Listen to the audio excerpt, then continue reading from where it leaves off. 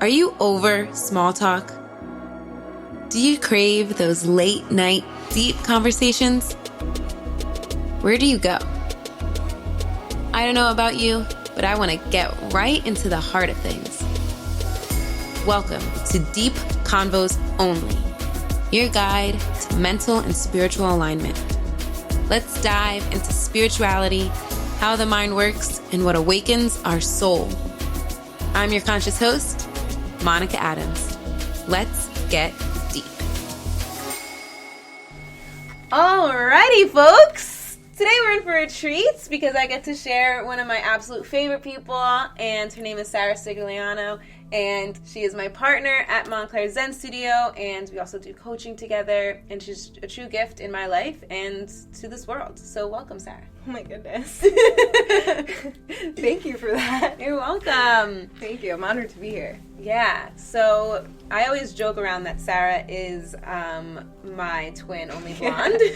So yeah. I'm excited to also just banter with you about all the things that we love to jam on outside of cameras and podcasts. And the first question I want to ask you is, you recently put up a post, and I don't remember it word for word, but it basically said how time does not heal all wounds. It actually starts to seep in and sink into your subconscious mind. So I'd love for you to expand on that and talk a little bit about what you know about the subconscious mind and how that really is true. Yeah, thank you.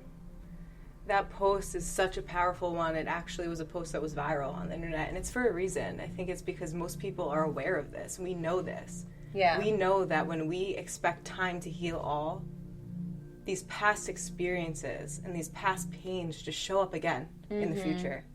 You know, even things that you think you deal with, you think you're over, they show up again in the future. And they show up even stronger.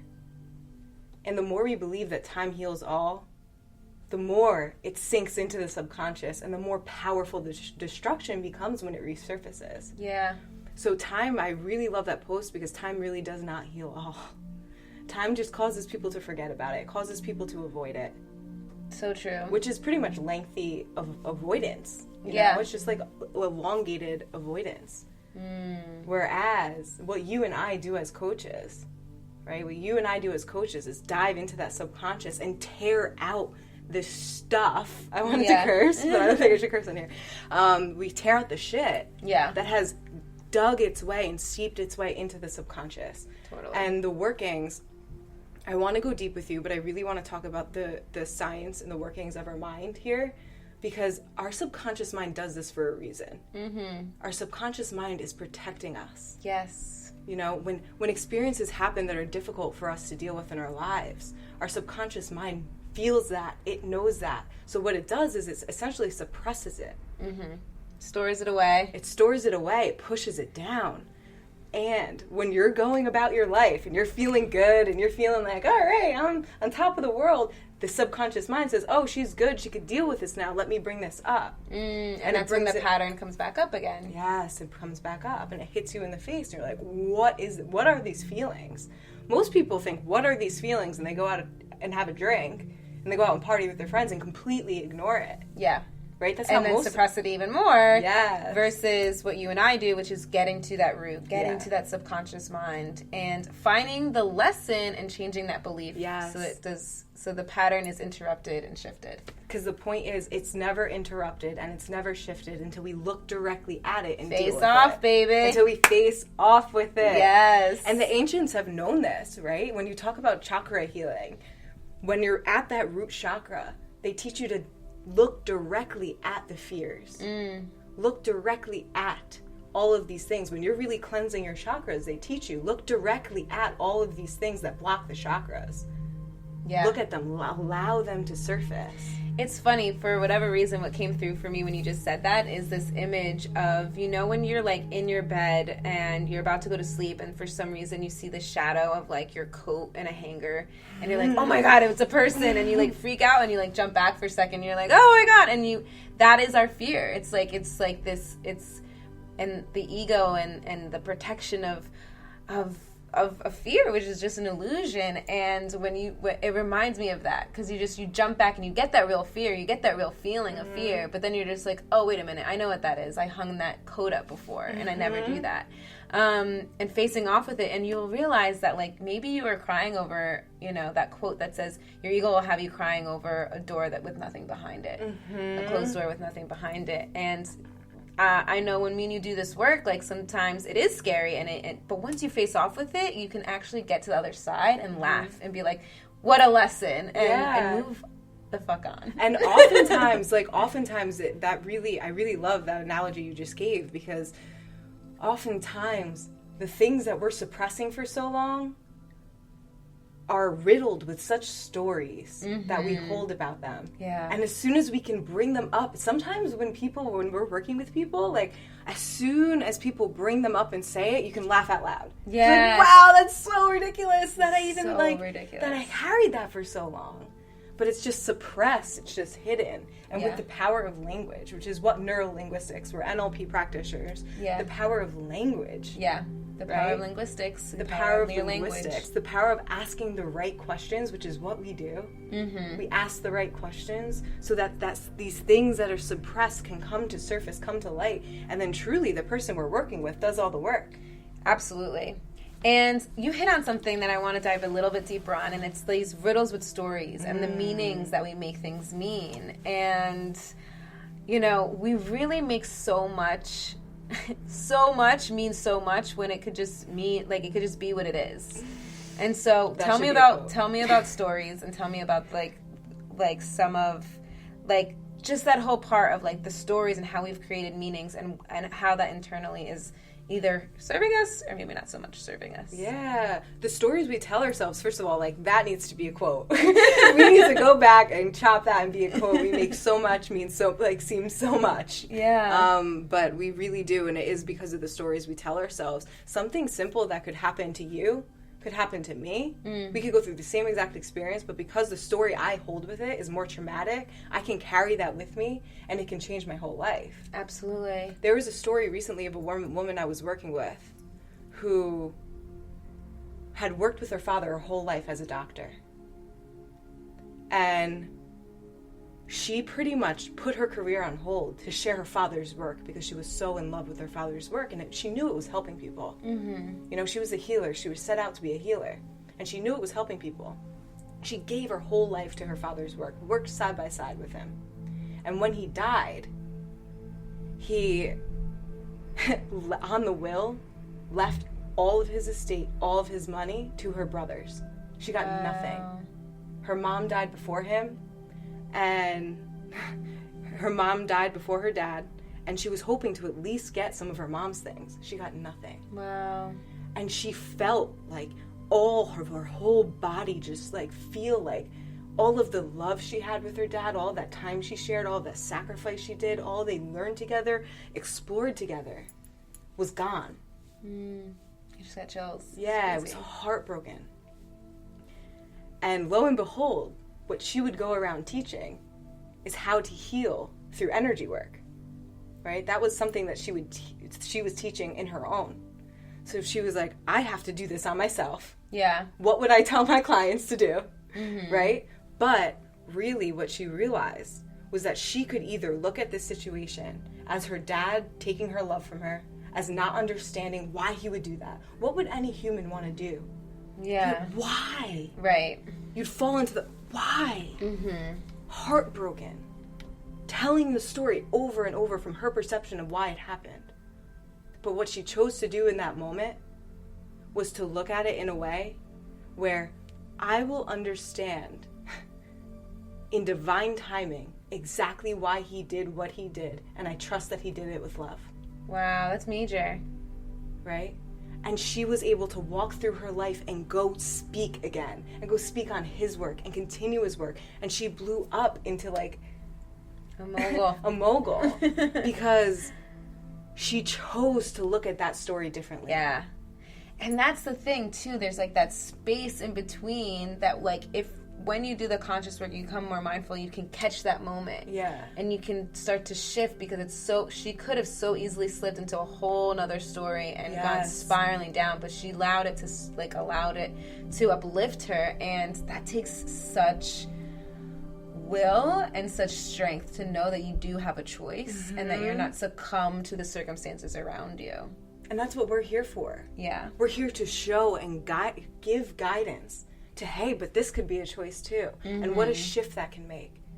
She looks back now and talks about that situation, and she can say, I know that if I went down that path, I would have probably given up my work as a doctor and as a healer, as a speaker and as a teacher. Right? Yeah. Because it was so riddled with my dad, I wouldn't have been able to do it. Right, for sure. Yeah. My whole life would have been destroyed. And that's what we do with stories. Right? Yeah. That's what we do with stories. Big and small. 100%. Right? We can choose that we want to do something in our lives, but then we tell ourselves a story about what might happen if we do it. And we choose not to do it. But it doesn't even exist. It's just a story. It's just a story. So that's the power of story. Powerful stuff. And that's what we do. We take those stories and we say, hey, but what about this? Yeah. But look at this. But did you notice the language, right? We teach about the language that we're using, and we show different ways of using the language, how it empowers, how it disempowers. Yeah, so the language part, right? Because me and you coach so much about people, especially now people are in this mindset of, people are always manifesting, but right now, new year, 2020, what do I want? What am I going to manifest? And if we could speak on the wording and why the words, in which the order you put them in, and how you're kind of writing out these affirmations. Yeah. So what is a proper way of writing an affirmation, and what do you suggest people don't do? In the positive. It's so important to look at our affirmations and see if they're truly in the positive. Are we writing these in a way in which we're running away from what we don't want? Or are we writing affirmations that are aligned with what we do want? And are they in the positive? Right. You actually have a really great example of this. I do? Yes. What is it? The affirmations that you saw that said, I will not. Oh, yes. I had a friend, and on his stories he shared that he was writing, I will not be taken advantage of. And I had to, like full stop. Don't keep affirming that, because the subconscious mind doesn't know not. It only knows yes. The subconscious mind only knows yes, yes, yes. It is in a very agreeable state.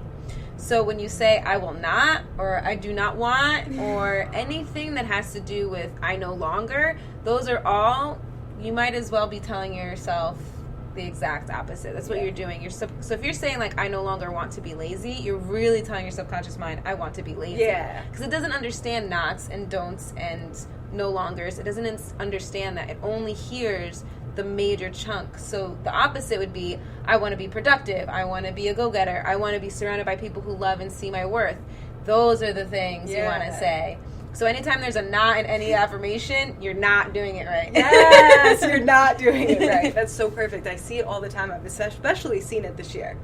Yeah. I see people in our space, in our work, sharing affirmations that are riddled with this. Yes, yeah. Riddled with And that's this. why it's so important, not to toot our own horn, we're not on a high horse, but to really surround yourself. If you're going to do work, check in with a coach, check in with someone who actually studied this, because it's so easy to slip down the wrong path. You have such great intentions, and you might be literally feeding your subconscious mind something that you are trying to run away from, and it's only going to continue to perpetuate and show up in your field. Exactly. Exactly. That's so powerful and so important. And with our surroundings and who we're surrounded with, we all have blind spots. Yeah, absolutely. We all have blind spots. There's times where I say things to you, and you catch me all the time. We catch each other. Totally. Right?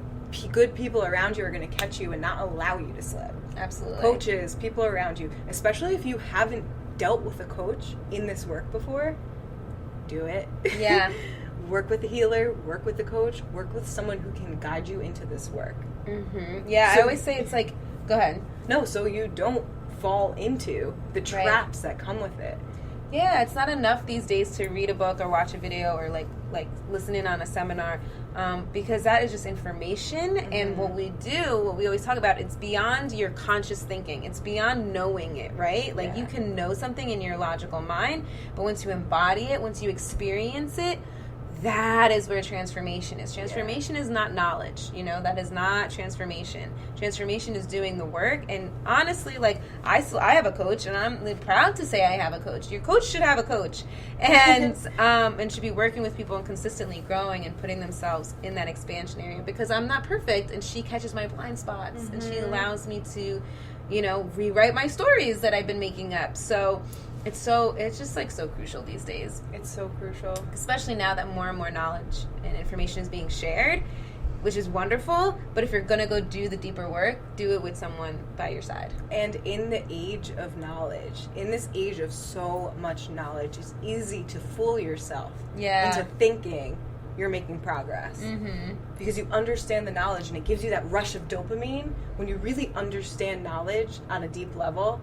And it's universal truth. You know that rush of dopamine you get when you hear like that universal truth? When I was at the freaking eye doctor. She told me like 2 tips on how to take care of my eyes, and I was like, ooh, yeah, totally dopamine. Facts. I'm like, oh, I got that piece of knowledge. And I was like, so silly. Yeah, so we can do that, and then we close Instagram, and then we go back to doing our bullshit habits that are keeping us on a low level of existence. Right. That are keeping us living in a lower dimension. Dimensions. Should we go into dimensions? Let's go into dimensions. What is a dimension? What the heck do you mean by that, Sarah? How do I know? Am I in this lower dimension? I don't even like to think of dimensions as something that's really like out of our being. Right. I like to think of it as every single choice we make, we step into different dimensions. Because they exist on our earth plane for us to step into at any time. Right. We can go beyond that and talk about other dimensions, but let's talk about here and now and what will serve us. So, not that those things won't serve us, but in the context of this conversation, what can serve us? Every single time we think a thought, we can step into a new dimension. Yes. Every single time we think a thought. Every single time we think a thought and follow it up with embodied action, we are making the vote for which dimension we want to live in. Absolutely. We're making the vote for what vibration we want to hold within, which gives us access to the dimension we live in. It's really not some crazy thing that's in left field. Yeah, totally. In a simple way, you're choosing the way in which you want to live. That's it. And the experiences will match it, and that's the dimension you're living in. Yeah. That's how it all realities exist, right? There's all the realities exist here and now. And a way to even think about it is the way that you see me is one way, the way my mom sees me, the way that my father sees me. So reality of who Monica Adams is could be so vast depending on who you ask. And those are all different little portals. Those are all different little possibilities, right? Yeah. A daughter, a sister, a friend, a coach. Those are all different things. And for me, what's my dimension? What's my world? What am I choosing? And in every moment, with every choice, you make small, especially small. We overlook the small ones and big ones.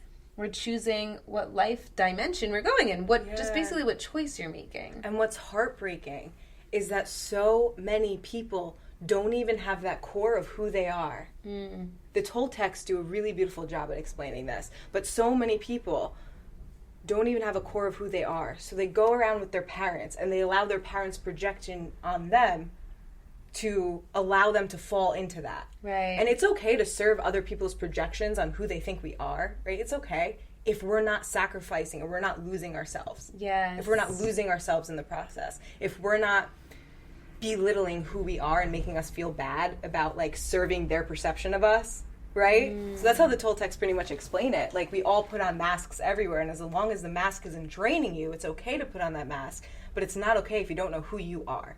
Yeah. Because then you will always get lost in the illusions of the world. Right. Stand for something. You won't be able to pick a dimension. You'll just fall into everyone else's dimension they're imprinting onto you. And I've been there. I've been that type of person that can't make a decision for her freaking life. And it's so draining and it's so frustrating. And it'll lead you down a path that you don't need to go down. You know, knowing who you are, standing, declaring it, putting a stake in the ground.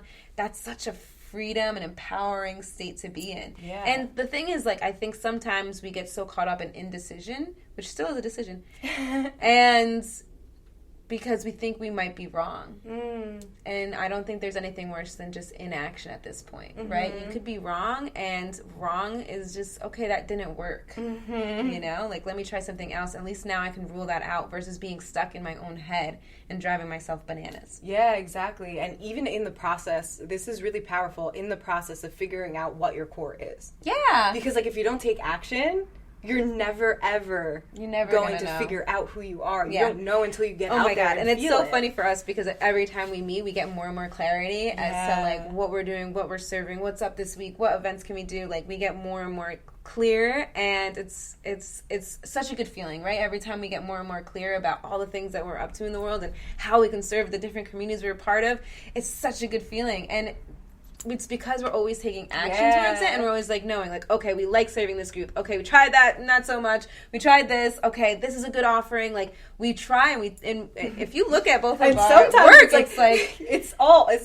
we're doing all there. We're doing it. And sometimes, like, we try it, we almost start trying it, and they're like, no. Wait a minute. That sounded good, but in reality, that's not who we want to be serving that's around. That's how we're learning so quickly. That's how we're growing so quickly, because we're both action-oriented, and we're both willing to take massive action. Absolutely. It's so cool to work with you and see that, because there's not many people I've come across who are as action-oriented as you are. And it's that means so much to me, Sarah. Thank you. It's like you talk about one thing, and then the next day I see you, and you're like, "Oh yeah, I did that." I'm like, "Yeah, that's awesome." Thank you. You know, that's awesome. That's how I like to live, and I like love seeing that in you. You're such an inspiration. So it's cool. Thank you. You too. You inspire me so much. I'm so happy we're friends and partners and sisters. So one last question before we close, and this is a question that really is for our listeners as well as your own life. But what is one deeper conversation you want the world to start having, or one question you think people should start asking themselves or asking another to spark even more deeper conversations past the surface? And you can take your time to think.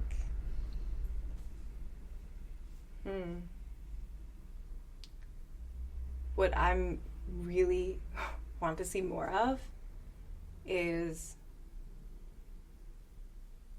the evolvement of this illusion of separation that we have. It's really where my work is. It's why I even do what I do. I know I talk about NLP, and that's the basis of what I talk about. But everything I do falls from this insatiable need to bring us all back to that connected center and source, to realize how connected we are to the animals, to the plants, to each other, to realize that I am you and you are me. The same thing with the table in front of me. We're all so connected. We all come from that universal source, and that's why I even do what I do. Yes, right? I feel that so much. I have tears in my eyes. I share that why. Unity, baby. Unity. Aho, thank you so much for joining me. Thank you for having me. And we have a surprise for everyone listening that we will announce shortly, but get used to hearing us together. That's all I'll say for now. Yeah, if you're not already. Totally. Love you so much. Thank you. Love you too. Yay. I love this. If you want to hear more about Sarah's work and how you can work with her and how you can listen to all the beautiful videos and content that she's constantly sharing every single day, where can people search and find you and all your beautiful work? You can search me on Instagram at Sarah Cirigliano _ Nice. And you can also find me at omniminds.co. So Omni, OMNI, Minds, MINDS.co. And my Instagram is Sarah Cirigliano _ We'll definitely have it in the information. Yeah, I'll tag it all up. You guys can't miss it. Yeah. And I'm so glad you're here, guys. Follow this woman. She's a powerhouse. She is like literally going to take over the world. And you definitely want to just hear all the insights that she shares. I'm telling you, I learn so much from her all the time. And she's just good energy to have in your field, on your feed, and in your life. So thank you, Sarah. Thank you. It's so beautiful. Thank you. And I love every single one of you guys. I'm here to serve you. So I hope to connect with you soon. Ciao. Bye. Thank you for listening to this episode of Deep Convos Only. I'd love to keep this conversation going even deeper. So let me know what your biggest takeaway was on Instagram. Follow me at It's Monica Adams. And for other conscious goodies and events, head to itsmonicaadams.com. Until next time, stay blessed.